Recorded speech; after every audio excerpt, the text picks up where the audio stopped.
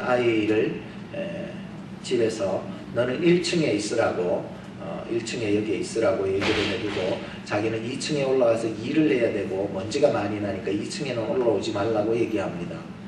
그래서 장난감을 손에 쥐어주면서 너는 1층에서 꼭 있으라고 얘기했습니다. 그리고 어머니는 2층 다락으로 올라가셔서 열심히 일을 하고 있었습니다. 그런데 잠시 후였습니다. 밑에서 아이의 목소리가 들렸습니다. 엄마, 거기 있지? 아이는 혼자서 장난감을 가지고 놀면서 엄마와 떨어져 있어서 엄마가 갑자기 보고 싶었습니다. 그래서 엄마를 불렀던 거예요. 엄마, 거기 있지? 2층에서 일을 하시던 어머니가 답변을 했습니다. 엄마 여기 있어. 왜? 왜 불렀어? 밑에서 아이가 얘기합니다. 그냥. 또 잠시 후에 또 밑에서 소리가 났습니다. 엄마, 거기 있지? 위에서 2층에서 다시 답변을 했습니다. 엄마 여기 있어. 왜 그래? 그냥. 몇 번이고 계속해서 그렇게 부르고 그렇게 답변을 해줬다는 얘기가 있습니다. 오늘 우리가 하나님이 보이지가 않지만은 그렇기 때문에 우리는 항상 하나님께 대화를 촉구하고 있습니다.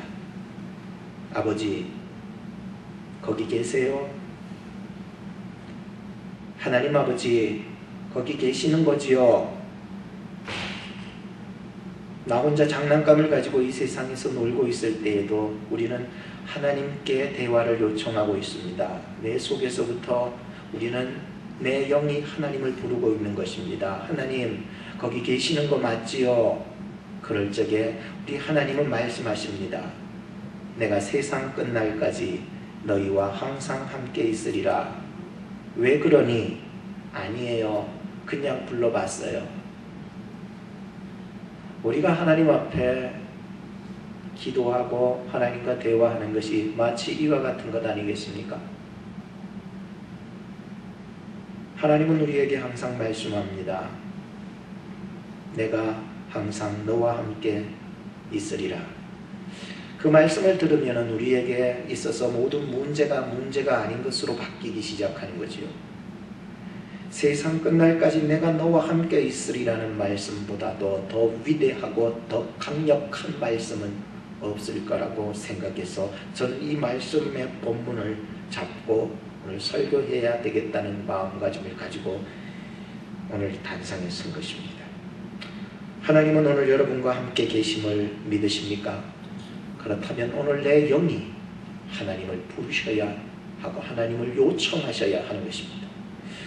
오늘 말씀은 예수님께서 이 땅에 오신 후에 33년의 공생애를 마친 후에 부활하셔서 하늘로 승천하시기 바로 직전에 남겨주신 마지막 명령입니다.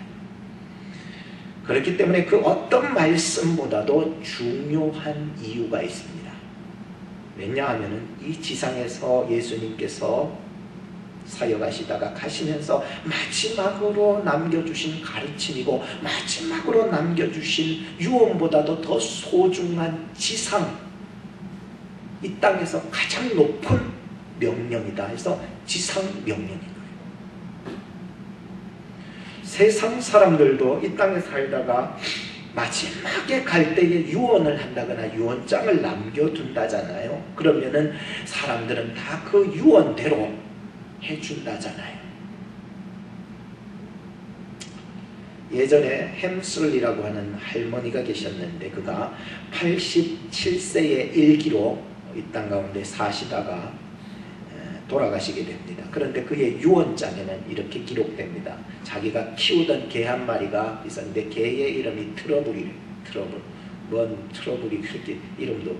그 트러블에게 1200만 달러의 재산 일부를 이 개에게 주라고 유언장을 써놓은 거예요. 그래서 그 유언장을 판사가 보고 그 유언장대로 경무원을 붙여주고 개에게 또 먹이를 주는 사람 따로 또 붙여주고 또 입을 거 개도 입을 거 있어야 되니까 입을 거 뭐 산보하는 사람 다 붙여주면서 완전히 개 팔자가 상팔자가 된 거예요.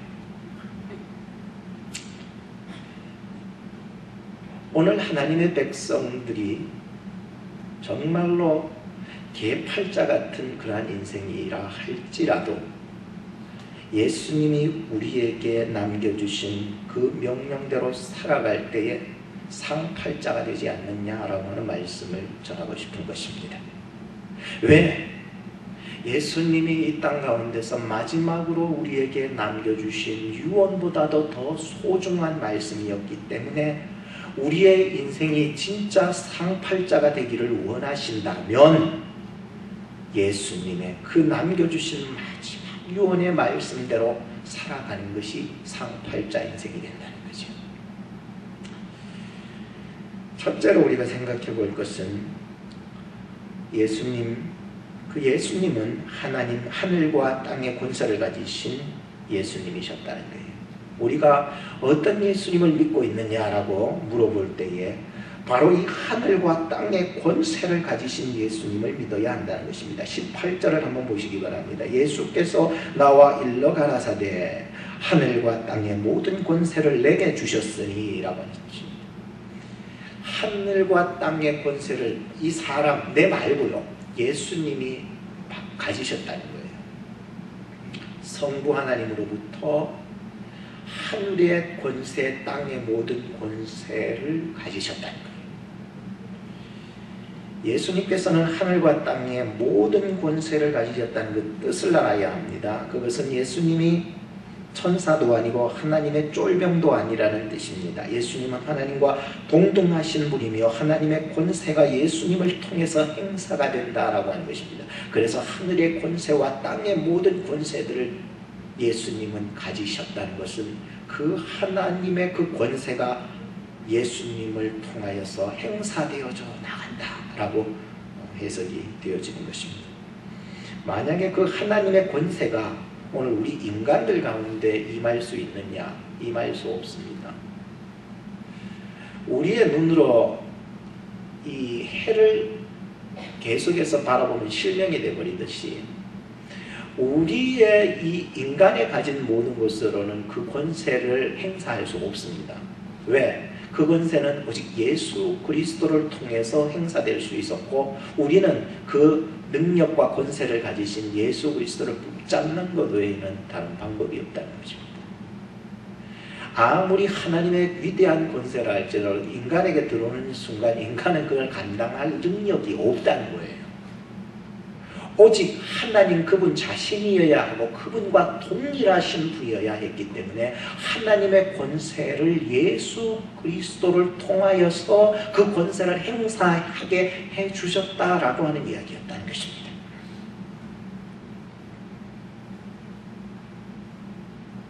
큰 권세 주께 있으니 큰 권세 주께 있으니 너는 가서 주의 복음 전하라 주가 너 항상 지키리라. 큰 권세 내게 있는 게 아니에요. 큰 권세 주께 있으니 나는 그냥 그 권세 믿음으로 붙잡고 가서 주의 복음을 전할 때에 하나님은 함께해 주시겠다는 그 얘기입니다. 어릴 적에 슈퍼맨이라고 하는 영화를 본 적이 있었는데 슈퍼맨이라는 영화에 보면은 막 슈퍼맨이 지구를 막 도니까는 지구가 거꾸로 돌아가더니 시간이 거꾸로 돌아가 버린 거예요.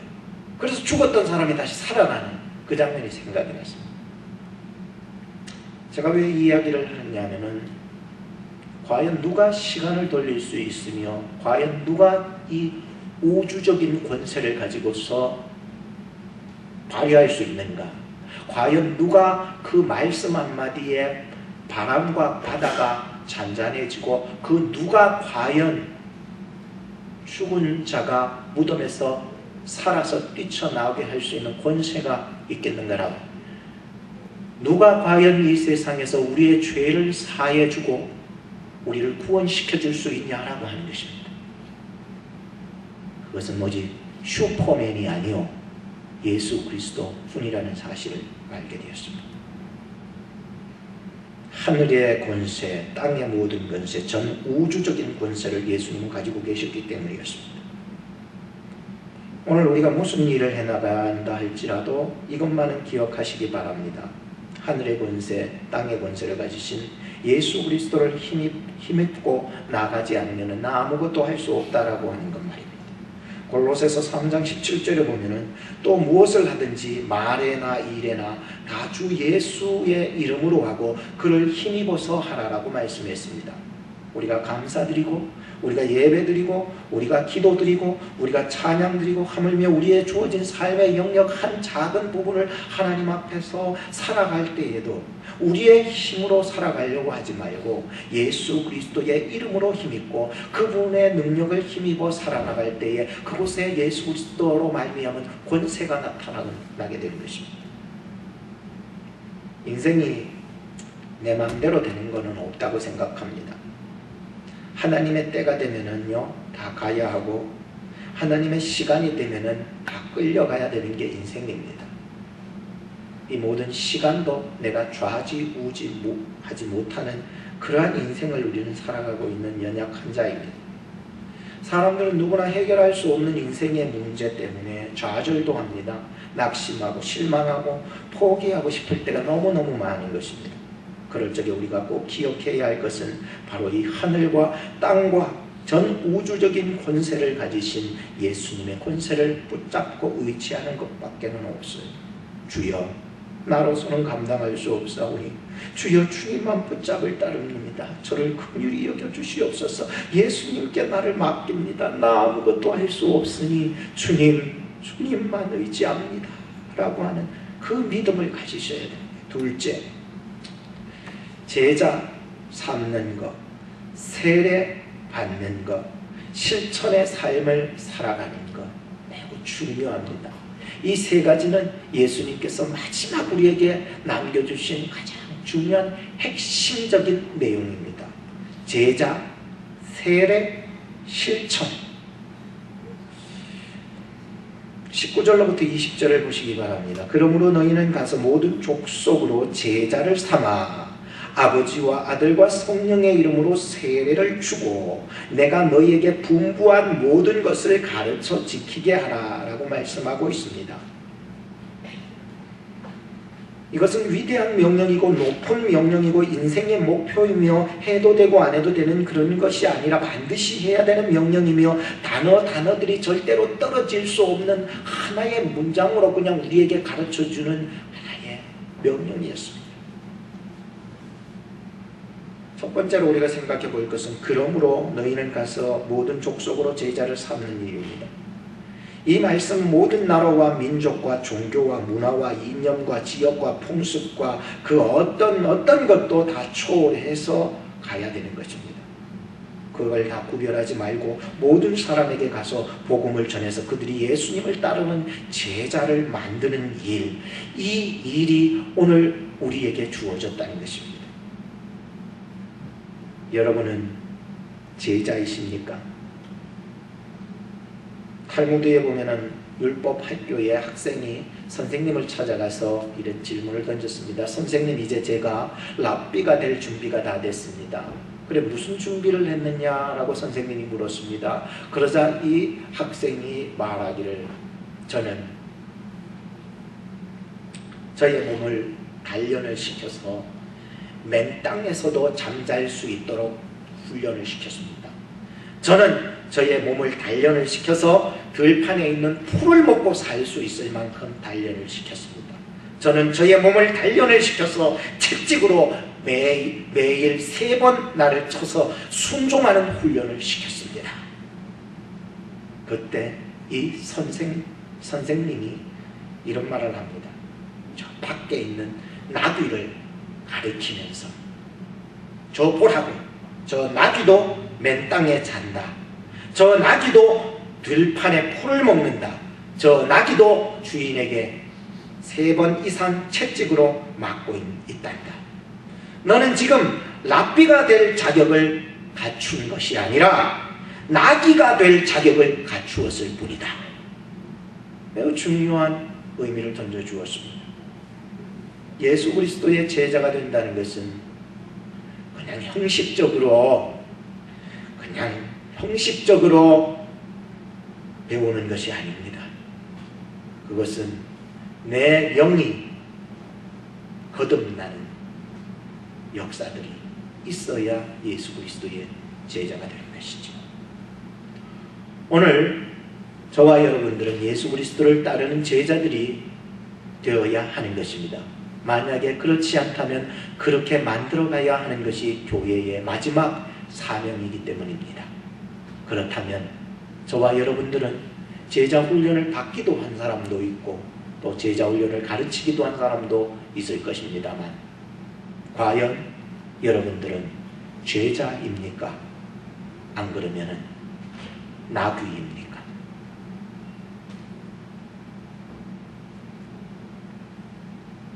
둘째로 생각해 볼 것은 그러므로 너희는 가서 아버지와 아들과 성령의 이름으로 세례를 주는 일입니다. 이 말 속에는 삼위일체에 대한 올바른 신앙 고백과 더불어서 세례를 통해서 그리스도와의 연합을 이루게 하는 그 의미를 가지고 있는 것이 세례의 의미입니다. 세례는 아무나 주는 것이 아닙니다. 여러분들이 가서 저 사람 세례 주고 싶다 그래서 아무나 붙잡아 놓고 물 받아 놓고 물 부어 주는 그런 건 세례가 아니에요. 세례에는 두 가지 종류가 있으니 하나는 물세례고 하나는 불세례입니다. 물세례는 어떻게 보면 우리가 그것을 표준하는 어떤 형식적인 어떤 세례에 불과하겠지만 불세례는 위로부터 주시는 성령 세례인 것입니다. 어떤 성도가 다음과 같은 질문을 했습니다. 목사님, 세례 꼭 받아야 합니까?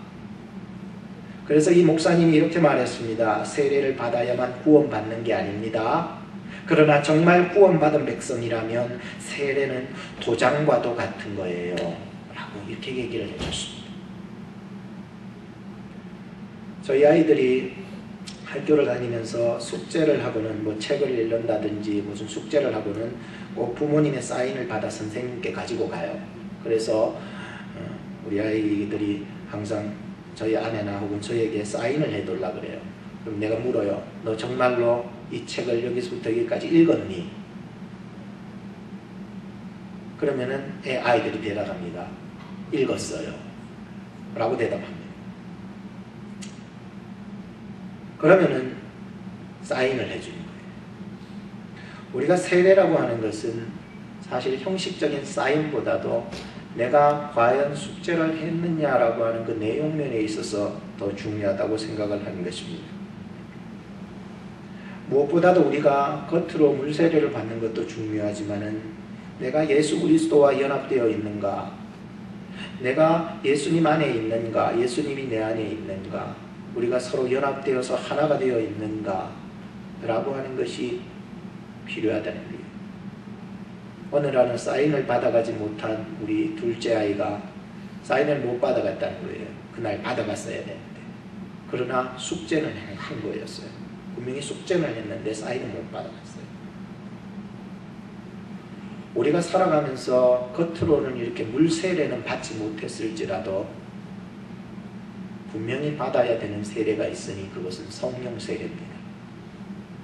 그거는 제가 여러분들에게 주는 물세례와는 달라요. 그거는 위로부터 주시는 성령, 하나님으로부터 말미암아 주시는 내적인 거듭남, 그리스도와의 연합, 내가 주님을 떠나서는 내가 살 수 없고 주님이 내 안에 계시고 내가 주님 안에 있어야 내가 살아가는 그런 관계성에 확고하게 붙잡힐 때의 그런 세례 말이죠. 저는 여러분들에게 그런 세례를 줄 수가 없어요. 그러나 위로부터 주시는 불세례, 성령 세례를 여러분들이 다 꼭 받으시기를 주의 이름으로 축복합니다. 매우 중요한 거예요.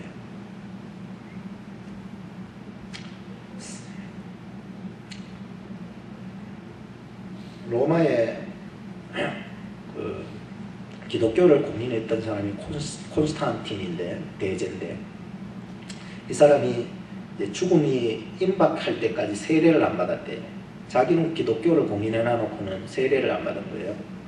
그래서 왜 안 받느냐고 물어보니까 이 사람 하는 말이, 나는 왕이니까, 나는 전쟁해야 되니까, 나는 사람을 죽여야 하니까 나는 절대 받을 수 없다라고 했습니다. 그런데 그가 마지막 임종 때에 정말 세례를 안 받고는 안 될 그러한 임종, 그 가까워 왔을 그 지경에 그는 세례를 받게 되는데, 오른손만 물 밖으로 꺼내놓고 세례를 받았다는 거예요. 그 이유가 뭐냐고 물어보니까, 내가 앞으로 만약에 살아나기라도 하면은 험악한 짓을 못할까봐 내가 다 잠겨도 내 한 손만은, 오른손만은 그냥 물 밖으로 꺼내놓고 세상 그냥 그거 내 마음대로 또 살려고 하는 그 얼마를 남겨두고 물에 잠겨 세례를 받았다고 하는 이야기가 있습니다. 사람들은 완전히 내려놓지 못하는 게 문제더라고요. 예수님한테 연합하면은 내가 뭐 많은 것을 잃어버릴까봐 겁이 나는 거예요. 그냥 내가 예수 그리스도와 연합하고 정말로 불세례 성령 세례를 받으면은 내가 뭔가 다 하나님께 그냥 미쳐버릴까봐 그냥 두려워서 그냥 못하는 거예요. 그냥 한 손은 그냥 세상에 그냥 줄 잡고 있는 거예요. 왜? 자신이 없기 때문에. 그래서 한 손과 한 발은 그냥 세상과 더불어서 그냥 세상 밖에서 그냥 빼놓고 살고, 그냥 한 몸뚱아리만 그냥 이렇게 담가놓고 있는 이런 상태 말이죠. 이런 사람들이 그리스도인들 안에도 많다는 것이 안타까운 현실이라는 것입니다. 여러분은 어떠세요? 예수님 없으면 나 못 살고, 예수님 안 보이면 자꾸 예수님 찾고 싶어하는 마음이 있어야지 않겠습니까? 지난 한 주간 제가 예배를 드리지 못하다 보니까 참 마음에 갈급함이 더 생기더라고요. 왜? 목사라서 꼭 그런 것은 아니라, 우리가 하나님 앞에 예배하고 하나님 앞에 나와서 하나님 붙잡히고 기도하고 찬양하고 이럴 적에는 뭔가 더 이렇게 나의 마음이 뜨거워지고 이렇게 되는데, 한 주간 나의 삶의 생활에서 예배 생활이나 이런 것들이 조금 처지게 되니까, 나 혼자 예배할 수 있고 나 혼자 묵상할 수 있어요. 그 정도는. 그렇지만 왠지 함께 한다라고, 함께 정말 우리가 예배하고 기도하는 것보다는 좀 떨어지는 것을 느꼈기 때문이에요. 여러분 느낌 아시죠? 느끼는 거예요. 나 하나님 없으면 못 살아요. 하나님 있어야 살아요. 라고 하는 거. 이런 사람이 진짜 성령 세례를 받은 사람이에요. 또 한 가지는, 그러므로 너희는 가서 예수님께서 분부한 모든 것을 가르쳐 지키게 하라는 거예요. 뭘 가르쳐 지키라는 거예요? 예수님께서 가르쳐 주신 그 말씀들. 오늘 우리가 하나님의 말씀을 읽고 듣고 가르침 받고 했으면은, 이 읽고 듣고 가르침을 받았으면 그 가르침대로 나가서 지켜나갈 수 있는 믿음을 가져야 되는 거예요. 마태복음 21장 19절에 보면 예수님께서 길을 가시다가 무화과 나무를 봤는데 잎만 무성한 거예요. 무화과 나무는 열매가 먼저 맺히고 잎이 피는 나무예요. 반대예요. 그러다 보니까 아니 열매는 안 맺히고 잎만 무성해버린 거야. 아니 이런 나무가 있나 그래. 예수님께서 이런 나무야 라고 저주를 하시니까 나무가 곧 말라 죽어버린 사건이 있었습니다. 오늘 우리가 하나님 앞에 갔을 때에 책망받지 아니하는 사람으로 살아가기 위해서는 우리의 삶에 때가 되면은 열매가 맺혀야 되는데, 때가 되어도 열매가 맺히지 않는 삶이라면은 예수님이 책망하실 거예요. 이제 가을이 되고 이제 뭔가 때가 되었을 때에 정말 내 삶 속에서 성령으로 말미암은 열매들이 맺혀 나가야 되지 않겠습니까? 사랑의 열매, 희락, 화평, 오래 참음, 자비, 양선, 충성, 온유, 절제. 가장 끝에 있는 절제 한 가지도 내가 취하지 못하고 살아가는 내 모습 아닐까. 주여 나에게 열매가 맺혀지게 하여 주옵소서. 입만 무성하게 말만 많고 그냥 거칠애로만 내가 예수 믿는다라고 말하는 것이 중요한 것이 아니라 나의 삶에 정말로 예수 믿는 자로서의 그 열매가 때가 되면은 열리게 되는데 말이죠. 계시록 1장 3절에 보면 이 예언의 말씀을 읽는 자와 듣는 자들과 그 가운데 기록한 걸 지키는 자들이 복이 있나니 때가 가까움이라. 오늘 이 말씀들을 잘 한번 생각해 보면서 이 세 가지를 꼭 기억하시기 바랍니다. 그러므로 너희는 가서 제자를 삼고 세례를 받고 성경대로 사는 것은 주님 다시 오시는 그날 우리는 복된 인생으로서 주님 앞에 설 수 있다는 사실을 여러분 꼭 믿으시고 우리 교회가 이 사명을 갖고 내년에는 좀 마음가짐을 좀 단단해서 살았으면 좋겠습니다. 마지막 한 가지만 더 얘기할게요. 내가 세상 끝날까지 너희와 항상 함께 있으리라는 약속을 꼭 믿으시기 바라요. 오늘 이 말씀은 예수님께서 던져준 말씀 중에 가장 끝에 나오는 말씀이었어요. 우리는 두려움이 많아요. 우리 무서운 게 많아요. 그러나 예수님께서 남겨주신 그 말씀, 내가 세상 끝날까지 너희와 항상 함께 있다는 거예요. 같이 있다가도 떠나면 뭔가 두렵잖아요. 같이 있던 엄마하고 우리 애가 자다가도 엄마가 새벽 기도 간다고 가면은 혼자 얘 남아서 새벽에 엎드려 기도하다가 전화가 오는 거예요. 아빠, 엄마 없어. 엄마 바꿔줘. 혼자 아이 있다라고 하는 것은 두려워요. 그러나 엄마가 전화를 받아서 얘기해요. 걱정 마라. 내가 꼭 갈 테니까.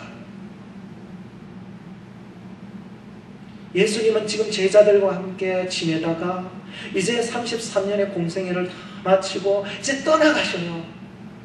이제 헤어지는 거예요. 다시는 만날 수가 없어요. 그런데 예수님이 말씀을 해주셔요. 내가 항상 너희와 함께 있으리라. 두려워하지 마라. 떨지 마라. 무서워하지 마라.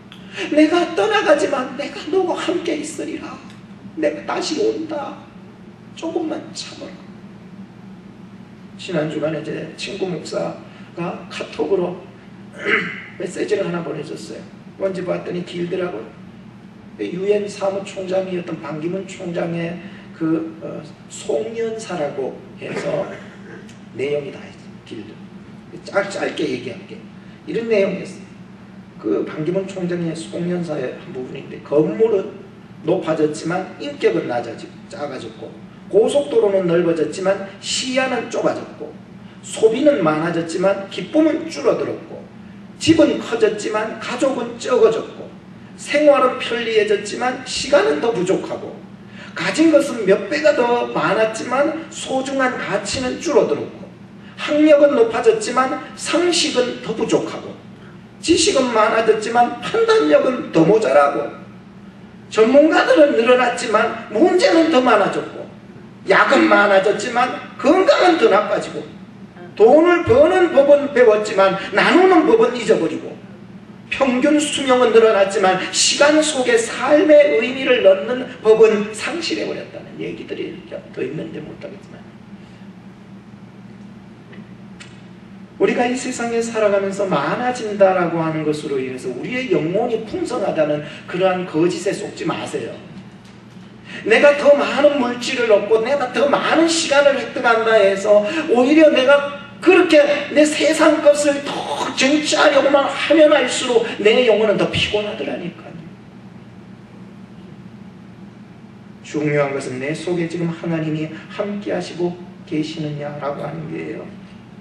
하나님, 내가 세상 것이 좀 부족해도, 하나님 제가 물질이 좀 부족해도, 하나님 제가 지식이 좀 부족해도 하나님으로 만족하며 하나님으로 기뻐하며 행복할 수 있느냐고 하는 거예요. 네? 정말로 우리가 다 띄놓고 보자고요. 띄놓고 그냥 다 띄놓고 물질 띄놓고 자녀 띄놓고 이건 다 천국 갈 때 같이 못 가는 거예요.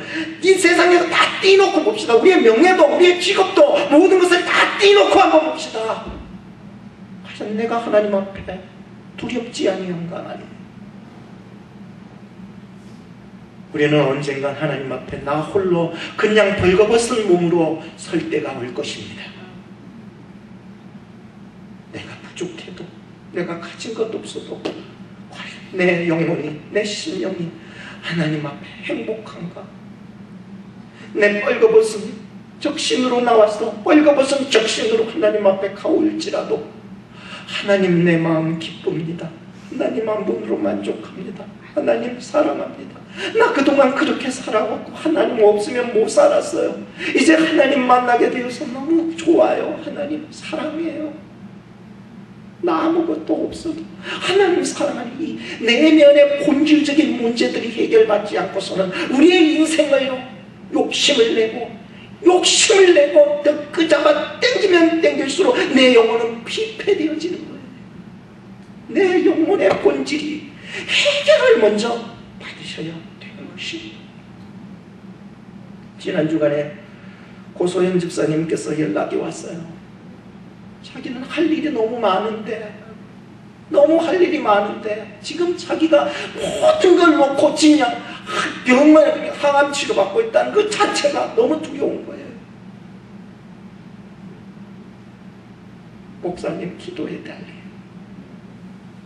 이제 3차 항암 치료가 이제 끝나는데 바로 끝나면은 검사를 한대요. 그때 검사가 잘 나와야 된대. 제발 기도해달래. 그래서 내년 여름에는 오클라호마로 가고 싶대. 여러분 기도해 주세요. 기도해야 하지 않습니까? 그래서 제가 답변을 한 거예요. 두려워하지 마시라고. 하나님이 사랑하시는 거라고. 하나님이 함께 하시는 거라고. 그는 지금 홀로 모든 것을 놓고 이 질병 하나로 말미암아 하나님 앞에 붙잡고 하나님만 봐. 목사님 제가 믿음이 많이 부족한 것 같아요. 기도해 달라요. 하나님 앞에 모든 걸 놓고 그냥 내 영혼이 하나님 앞에 하나님을 구하고 있는 그 모습을 보니까 여러분도 함께 기도해야 될 때 아닙니까? 뭐 하는 겁니까? 응? 다음 주 1일부터 7일 동안 저녁 특별 기도회를 합니다. 더 많이 기도합시다. 폴 에이징어라고 하는 그 골프 스타가 있었는데 그가 암을 이겨냈다는 그 얘기를 한번 읽어봤어요. 그가 1993년 PGA 메이저에서 우승을 해서 트로피를 받아들이니까 이쪽으로 해서 너무나도 아팠던 거예요. 그래서 병원에 가서 진찰을 했는데 악성 림프종 암이었다. 완치 가능성이 없었던 그의 마음속에는 두려움과 절망이 가득 찼어요. 그는 크리스찬이었기 때문에 하나님 앞에 엎드려 기도하기 시작했어요. 모든 걸 놓고. 기도할 때 하나님께서 함께함을 느꼈다는 거예요. 기도하면은요 하나님이 느낌을 주시는가 봐요. 이 평안함이 느껴지더래요. 하나님이 함께한다는 걸 생각을 가지고 남이 찾아왔는데 그 후부터 치료를 하면서 두려움이 사라지고 절망도 사라지고 암까지 사라지게 되었다. 그래서 그는 고백합니다. 제 몸에는 지금 암이 하나도 없습니다. 그가 이런 말을 남겼지. 무슨 일이 일어날 것인지 하나님께서 말씀해 주시지 아니하고 주신 것도 아니고 암이 다 없어질 것이라고 가르쳐 주신 것도 아니었습니다. 다만 무슨 일이 일어나더라도 하나님께서 나를 사랑으로 돌봐주실 것이라는 사실을 뼈저리게 느꼈습니다. 지금 저의 몸에는 암세포가 하나도 남아있지 않습니다. 우리가 알아야 할 것은 살다가 힘든 일이 닥쳤을 때 무슨 일이 생기더라도 하나님은 항상 나와 함께 하실 것이라는 것입니다. 그리고 다른 사람들에게 그것을 알려줘야 합니다. 여호수아 1장 9절에 보면 강하고 담대하라. 두려워하지 마라. 놀라지 마라.